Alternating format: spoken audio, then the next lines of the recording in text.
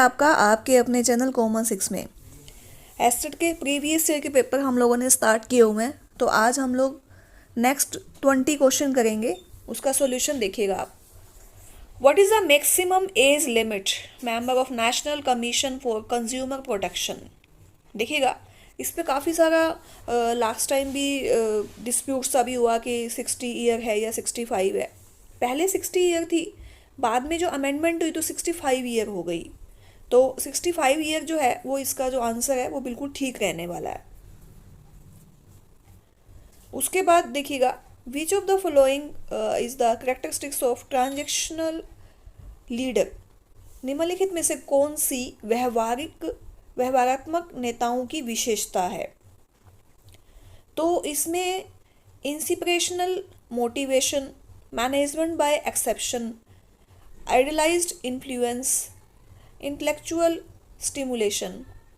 तो इसके अंदर मैनेजमेंट बाय एक्सेप्शन आएगा कि एक ऐसा लीडर जो कि व्यवहारात्मक नेता है, तो वो कौन सा होगा जो कि सभी अपवादों को होने के बावजूद भी मैनेजमेंट अच्छी करता है। नेता कौन होता है कि जो जितनी भी बाहर की जो एडवर्स सिचुएशंस होती हैं उनको ओवरकम करता है, तो तभी तो नेता बनेगा वो।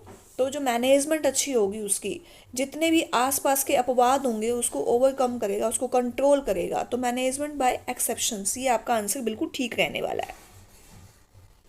इसका आंसर हो जाएगा आपका सेकंड ऑप्शन। उसके बाद देखिएगा, अगला ऑप्शन है आपका, क्वेश्चन है मैंने हमेशा जितनी भी क्लासेस ली हैं उसमें मैं हमेशा ही आपको बताती हूँ कि जो मोटिवेशनल थ्योरीज हैं उसमें से लगभग 1-2 क्वेश्चन आपके आते आते हैं। ऐसा कोई पेपर नहीं है जिसमें इसमें ना आया हुआ हो। तो अब देखिएगा, इसमें एक्स थ्योरी, वाई थ्योरी और जेड थ्योरी, तीनों का ही मैं थोड़ा सा आपको पॉइंट भी बता दूंगी और साथ के साथ ये भी। विच theory assume that people generally lazy and will avoid work and responsibilities. तो देखिएगा, हमारे पास जो वाई टाइप के जो पर्सन्स होते हैं, तो वाई टाइप के जो पर्सन हैं वो हमारे जो एक्टिव होते हैं काफ़ी ज़्यादा,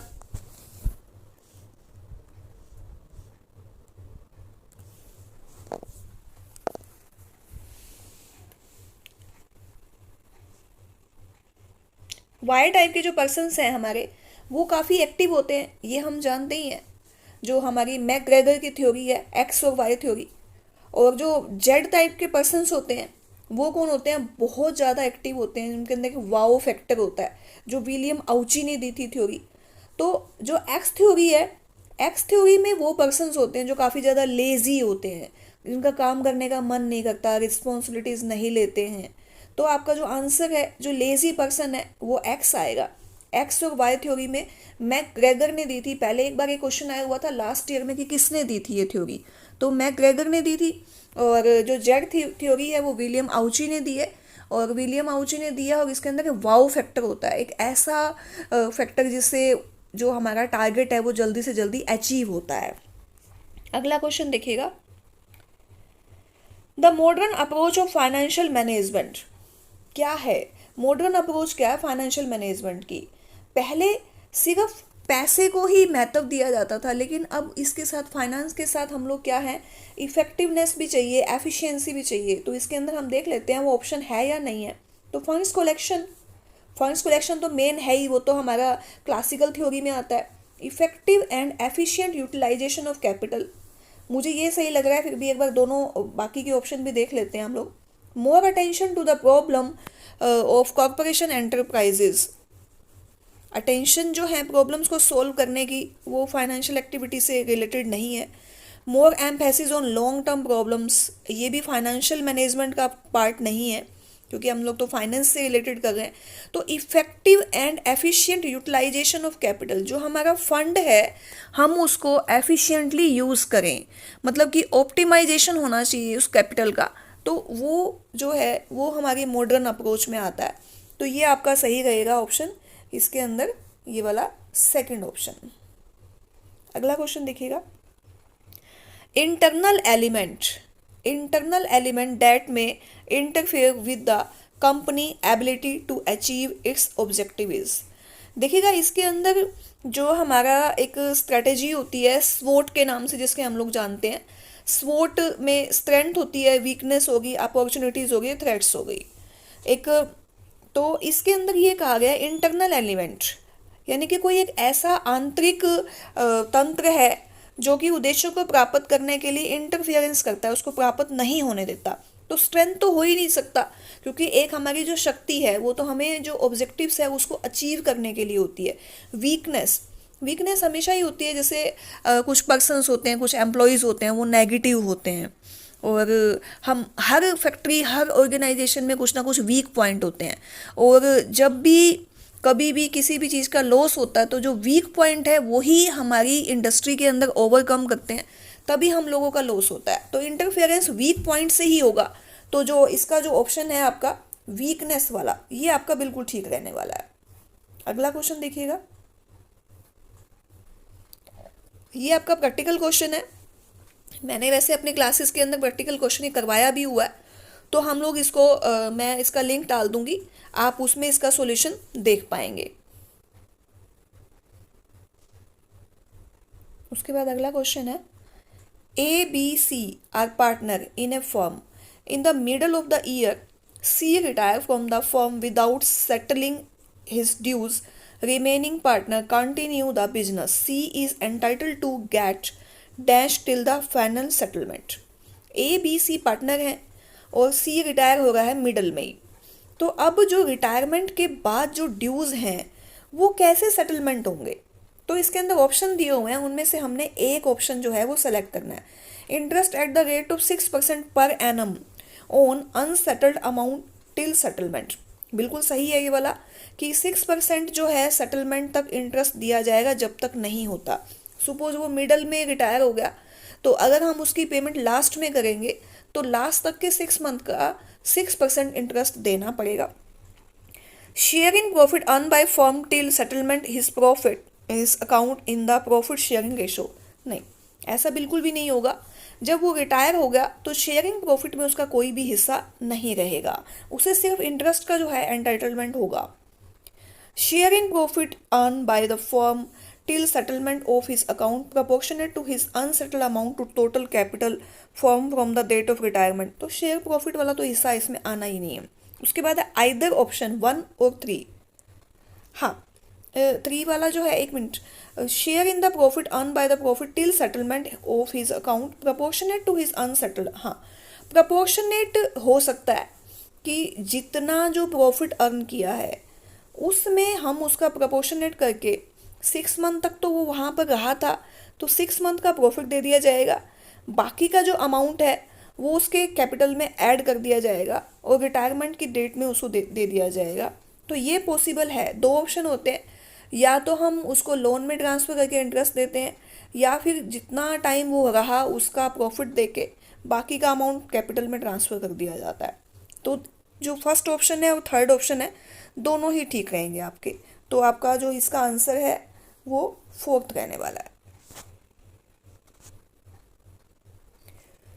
उसके बाद ये वाला भी है जो क्वेश्चन, ये भी मैंने प्रैक्टिकल का पार्टनरशिप वाला करवाया हुआ है। इसका लिंक भी मैं वीडियो में इसमें डाल दूंगी, वीडियो में आप इसका सॉल्यूशन आराम से देख सकते हैं। ये सेम क्वेश्चन मैंने करवाया हुआ है प्रैक्टिकल में, क्योंकि इस तरह की क्लासेस में ये पॉसिबल नहीं रहेगा प्रैक्टिकल क्वेश्चन, तो हम लोग आगे कर लेंगे इसको। फिर है at the time of dissolution of the firm. इसमें पार्टनरशिप के बहुत क्वेश्चन आए हुए हैं। At the time of dissolution of the firm following payment are due. Partnership का एक रूल होता है पार्टनरशिप का, कि जब भी हम लास्ट में डिसोल्यूशन करते हैं तो उसके अंदर सबसे पहले जो पेमेंट है वो किसकी की जाएगी? आउटसाइडर की जाएगी। उसके बाद फिर हम लोग क्या करेंगे, जितने भी हमारे क्रेडिटर्स हैं उसकी पेमेंट करेंगे। फिर उसके बाद कोई भी किसी पार्टनर ने कोई लोन वगैरह दिया हुआ है तो उसकी पेमेंट होगी। और उसके बाद क्या होगा, लास्ट में जो प्रॉफिट वगैरह बचेगा, जो कुछ जो कैपिटल वगैरह है, वो बाद में पार्टनर्स को डिस्ट्रीब्यूट की जाएगी। तो इन्होंने वो सीक्वेंस पूछी है, वो सीक्वेंस क्या रहेगी? सबसे पहले है partners loan, creditor for goods 1000 rupees for payment of expenses incurred in selling of asset। Capital. तो सबसे पहले जो हम पेमेंट करने वाले हैं वो आउटसाइडर को करेंगे, तो 3 ऑप्शन जो है आपका सबसे पहले आएगा। सेकंड ऑप्शन, फिर उसके बाद जो सेकंड नंबर पे सेकंड आएगा, थर्ड में आपका फर्स्ट आएगा, और फोर्थ में फिर फोर्थ आएगा। तो एक बार देख लेते हैं क्या ऐसा है। पहले ही ऑप्शन में हमारे पास थर्ड, सेकंड, फर्स्ट और फोर्थ का ऑप्शन रहेगा। तो ये आपका जो ऑप्शन है ये बिल्कुल ठीक रहेगा। पहले थर्ड आ गया, हम लोग आउटसाइडर को 1000 रुपीज़ देंगे, फिर क्रेडिटर की पेमेंट करेंगे, फिर उसके बाद पार्टनर का लोन देंगे, और उसके बाद फिर हम लोग कैपिटल देंगे। अगला क्वेश्चन देखिए, secret reserve can be prepared by assuming capital expenditure as revenue. सही है, कैपिटल एक्सपेंडिचर को हम लोग रिवेन्यू की तरह मान के सीक्रेट रिजर्व बना सकते हैं। Outstanding expenses not shown in the balance sheet and profit and loss account, ये भी सही है। ओवर वैल्यूएशन ऑफ लाइबिलिटी, ये भी। तो इस वजह से ये बन सकता है कि अगर हमने कैपिटल एक्सपेंडिचर को रिवेन्यू में दिखा दिया तो हमारा जो प्रॉफिट है वो हमारा क्या आ गया, इसमें सीक्रेट रिजर्व में बन गया। आउटस्टैंडिंग एक्सपेंसेस को अगर हम बैलेंस शीट में अलग से दिखाएंगे तो भी बन सकता है। लाइबिलिटीज़ की ओवर वैल्यूएशन हो जाएगी तो भी बन सकता है। तो इसके सारे के सारे रीज़न ही आएंगे। तो ऑप्शन नंबर फोर्थ आपका बिल्कुल ठीक रहने वाला है। अगला क्वेश्चन देखिएगा, partnership is compulsory dissolved. Partnership की पूरी क्वेश्चन आया हुआ और ज़्यादातर डिसोल्यूशन में से आया हुआ है। If the business of the firm has become illegal, बिल्कुल। हम लोग जब डिसोल्यूशन वाला चैप्टर पढ़ते हैं तो उसमें हमेशा यही आता है कि जो पार्टनर्स हैं, अगर वो उसमें से कोई भी एक पार्टनर कोई इलीगल काम करता है, या फिर सभी के सभी पार्टनर्स जो पार्टनरशिप में जो काम किया जा रहा है वो इलीगल किया जा रहा है, तो पार्टनरशिप तुरंत ही ऑटोमेटिकली डिसॉल्व हो जाएगी। उसके बाद if a number of partners in a firm become more than 50, reason ये भी ठीक है। If reorganisation of profit sharing profit between partner से डन, नहीं।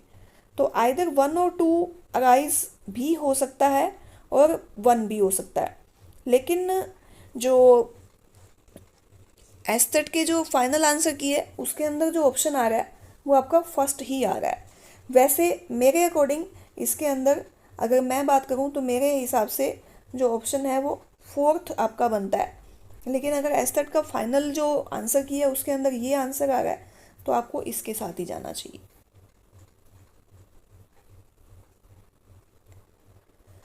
Which of the following statement is true? Amount set apart to meet future losses due to unknown liability, amount of which cannot be determined properly is called provision। हम लोग जो profit और loss का जो liabilities होती हैं unknown, उनको properly जो हम लोग अगर डिटरमाइन नहीं करेंगे तो वो प्रोविज़न होंगे। बिल्कुल, उसको हम हिंदी में भी देख लेते हैं। भावी हानियों के ज्ञात दायित्व की पूर्ति हेतु पृथक से रखी हुई राशि जिनका सही तरीके से निर्धारण नहीं किया जा सकता आयोजन है। बिल्कुल, हमारा जो रिजर्व है उसको हम क्या बोलते हैं? रिजर्व यही है कि अगर हम फ्यूचर में कोई भी हमारी अपकमिंग जो लॉसेस होते हैं उसके लिए जो हम अमाउंट रिजर्व करते हैं तो वो हमारा क्या है? प्रोविज़न ही है। उसके बाद अगला है आपका भावी हानियों के ज्ञात दायित्व की पूर्ति के लिए पृथक से रखी गई राशि। ज्ञात दायित्व के लिए देखिए, जो प्रोविजंस होते हैं वो अननोन लॉसेस ऑफ लाइबिलिटीज़ के लिए ही होते हैं। तो ज्ञात के लिए तो ये होता नहीं है, तो ये आपका गलत हो गया। फिर है उसके बाद अगला भावी हानियों के अज्ञात दायित्व की पूर्ति के लिए पृथक से रखी गई राशि आयोजन कहलाती है। अभी अज्ञात है भावी हानियों के लिए पूर्ति के लिए, तो ये भी ठीक लग रहा है। गुप्त संचय से एक पृथक मत्स्य के रूप में दिखाए जाते हैं।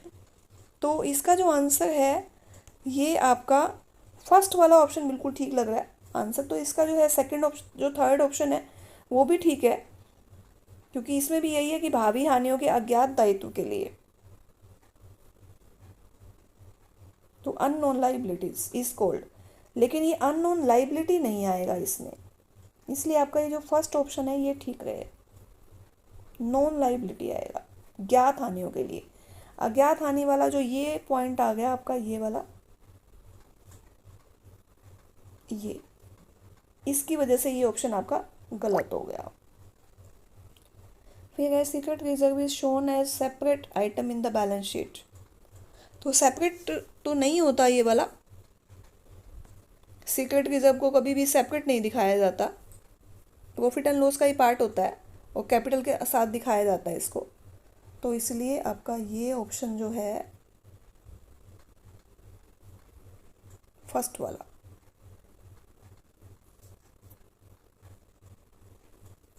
ये सही रहेगा।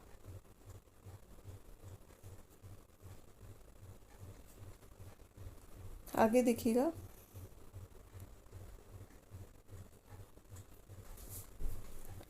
एक ऐसी घटना जिसमें आम सहमति का मानदंड कार्यवाही के वैकल्पिक कार्यों का यथार्थवादी मूल्यांकन को अधिभावी करता है। परस्पर क्रिया समूह, सांकेतिक समूह, समूह शिफ्ट, सामूहिक सोच। इंग्लिश में देख लेते हैं एक बार इसको। The phenomenon in the which the norms of कंसिशियस overrides the realistic appraisal of alternative action. Interacting group, nominal group, group shifting, group think. एक ऐसी सोच है जिसमें सबकी सहमति है, तो ग्रुप थिंक आएगा इसके अंदर, ग्रुप की थिंकिंग का इसको माना जाएगा। ग्रुप शिफ्ट नहीं हो सकता, नॉमिनल ग्रुप भी नहीं हो सकता और इंटरेक्टिंग ग्रुप भी नहीं होता। इंटरेक्शन में तो इसमें तो इंटरफेरेंस आ जाएगा, नॉमिनल में सिर्फ नाम का है, ग्रुप को शिफ्ट नहीं किया जा रहा है, ग्रुप थिंकिंग है। अगला क्वेश्चन देखिएगा, a major characteristics of service can not be stored for later sale और यूज। कौन सी सर्विस होती हैं जिनको हम लोग काफ़ी टाइम तक स्टोर नहीं कर सकते? तो पैरिशेबल है, तो पैरिशेबल इसके अंदर आया हुआ है, सीधा ही है ये तो आंसर इसका, बिल्कुल ईजी था। अगला क्वेश्चन देखिएगा, which of the following categories of industry are covered under oil refinery and sugar mill. निम्नलिखित में से उद्योग श्रेणियों में कौन सी श्रेणी तेल, रिफाइनरी और शक्कर कारखाने के अंतर्गत आती है? यानी कि इस तरह की जिसके अंदर तेल को रिफाइन किया जाता है और जो शक्कर बनाई जाती है शुगर केन से, वो किस में आते हैं? एनालिटिकल, सिंथेटिकल, या फिर प्रोसेसिंग, या फिर इंटीग्रेटेड। इंटीग्रेटेड नहीं हो सकता, सिंथेटिकल भी नहीं हो सकता, तो एनालिटिकल और प्रोसेसिंग हो सकता है।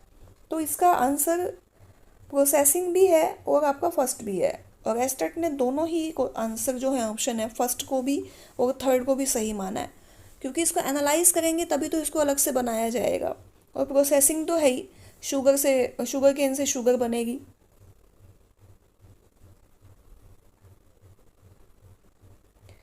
Invisible in the balance of payment. देखिएगा, जब हम फॉरेन ट्रेड करते हैं या फिर फॉरेन ट्रेडिंग के अंदर हमारा एक बैलेंस ऑफ पेमेंट बनता है, जिसमें से हम एक्सपोर्ट में से इंपोर्ट को अगर लेस करते हैं तो हमारा जो बैलेंस बचता है उसके अकॉर्डिंग हम लोग बैलेंस ऑफ पेमेंट में हमारे जो देश की पोजीशन है, हमारी वर्ल्ड के अंदर, हमारी फॉरेन ट्रेडिंग के अंदर हमारी क्या पोजीशन है उसको हम लोग देख पाते हैं। तो इसके अंदर एक हमारा विजिबल होता है, एक इनविजिबल होता है। विजिबल के अंदर एक्सपोर्ट और इंपोर्ट की गुड्स के इंपोर्ट हम करेंगे या गुड्स का एक्सपोर्ट करेंगे, जिस चीज़ को हम टच कर सकते हैं, वो सारा का सारा आता है। तो इनविजिबल में कौन सा आएगा? गुड्स ट्रांजेक्शन तो विजिबल है, सर्विस ट्रांजेक्शन आएगा, एक्सपोर्ट, प्रमोशन और कैपिटल ट्रांजेक्शन नहीं आएंगी। कैपिटल ट्रांजेक्शन एक अलग पॉइंट है इसके अंदर। तो आपका ये सर्विस ट्रांजेक्शन वाला जो है वो आपका इसमें रहेगा। कैपिटल ट्रांजेक्शन के अंदर तो हमारे अलग पार्ट आ जाते हैं, और विजिबल और नॉन विजिबल, इनविजिबल के अंदर आपका गुड्स और सर्विस आएंगी।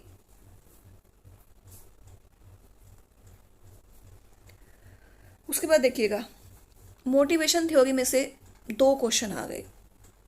इतनी इंपॉर्टेंट थ्योरी है ये, कोई पेपर उठा के देख लो, 2, कई बार तो 3, नहीं तो 1, ये हमेशा आते हैं, इसको तो आप रट लेना।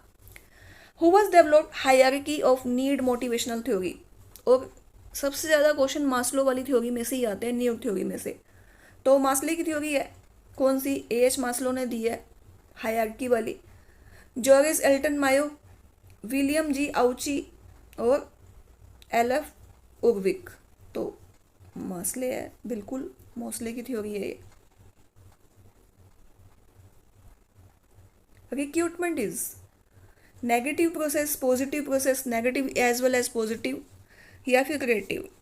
देखिएगा, भर्ती हमेशा ही पॉजिटिव होती है, और जो स्क्रूटनी होती है अगर इसकी जगह अपोजिट आ जाता है आपका, तो आपने नेगेटिव करना है। स्क्रूटनी जो है वो नेगेटिव प्रोसेस है, और जो रिक्रूटमेंट है वो पॉजिटिव प्रोसेस है। अगला क्वेश्चन देखिएगा, in value based pricing, value based pricing के अंदर सबसे पहले तो कस्टमर आना चाहिए। तो दो ऑप्शन में हमारे पास कस्टमर है, एक कस्टमर इसमें है फर्स्ट में, एक लास्ट में। उसके बाद कस्टमर की वैल्यू होगी, प्राइस देखा जाएगा, फिर कॉस्ट देखी जाएगी, और प्रोडक्ट। एक दूसरा ऑप्शन है आपका, प्रोडक्ट पहले देखेंगे, कॉस्ट फिर प्राइस फिर वैल्यू फिर कस्टमर। गलत हो गया, कस्टमर एंड में आ गया तो ये क्वेश्चन ही गलत हो गया। Product, value, cost, price, customer, ये भी गलत हो गया। एक है हमारा कस्टमर, कस्टमर के बाद हम कॉस्ट देखेंगे, वहीं हम गलत हो जाते हैं।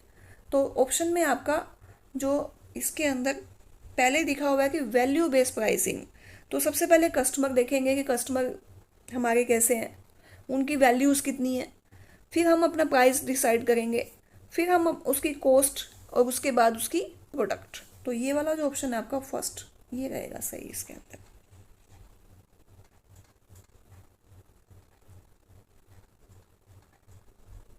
Figure dash is not a one of step in decision making process, identify the problem. जब हम किसी भी चीज़ का डिसीजन लेते हैं तो डिसीजन कैसे लेंगे अगर हमें प्रॉब्लम ही नहीं पता, तो ये बिल्कुल ठीक है। एनालाइजिंग अल्टरनेटिव सॉल्यूशन, डिसीजन में हम लोगों के पास 3-4 अल्टरनेट होंगे, तभी तो हम उसमें से एक पिक करेंगे कि ये डिसीजन सही है। इम्प्लीमेंटिंग डिसीजन, बिल्कुल हम पहले क्या करेंगे, प्रॉब्लम को डिसाइड करेंगे, फिर हम अल्टरनेट देखेंगे, फिर हम उस डिसीजन को इम्प्लीमेंट करेंगे। डेलीगेशन ऑफ डिसीजन, ये आपका इसके अंदर रहेगा। हम लोग डिसीजन में डेलीगेट नहीं करते, डिसीजन को इम्प्लीमेंट करते हैं, डिसीजन टेक करते हैं, डिसीजन लेते हैं, कभी भी डेलीगेशन नहीं करेंगे। डेलीगेशन कर दिया तो इट मीन्स हमने डिसीजन तो लिया ही नहीं, हमने तो किसी और को बोल दिया कि आप डिसीजन लो। तो ये ऑप्शन आपका ठीक रहेगा। तो आज हम लोगों ने 20 क्वेश्चन करे, धीरे धीरे धीरे हम 20-25 क्वेश्चन हर सीरीज में करते रहेंगे, और लगभग जब तक आपका एग्ज़ाम होगा, लगभग हम लोग, हमारा जो टारगेट ये रहेगा कि हम 600 क्वेश्चन, 600 से 800 के बीच में क्वेश्चन हमारे ये हो जाने चाहिए। और साथ में कुछ ऐसे ही इंपॉर्टेंट पॉइंट्स जो आप कमेंट में डाल सकते हैं कि मैम ये वाला टॉपिक आप करवा दीजिए, तो वो मैं आपको टॉपिक भी करवाती रहूँगी।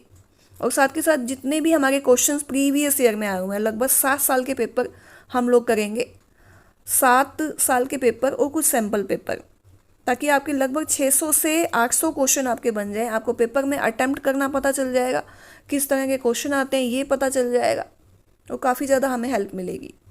7 साल के पेपर प्लस में कुछ सैम्पल पेपर जिसमें हमारे इंपॉर्टेंट क्वेश्चंस आते हैं। तो उम्मीद करती हूँ मेरी ये वीडियो आपको पसंद आ रही होंगी। ये सीरीज़ अगर आपको पसंद आ रही है तो आप कमेंट कर सकते हैं कि मैम इसको प्लीज़ कंटिन्यू कीजिए। और साथ में अगर आपने चैनल को अभी तक भी सब्सक्राइब नहीं किया तो सब्सक्राइब कीजिए, वीडियो को लाइक कीजिए, शेयर कीजिए। तो मिलते हैं अगली वीडियो में। Thank you.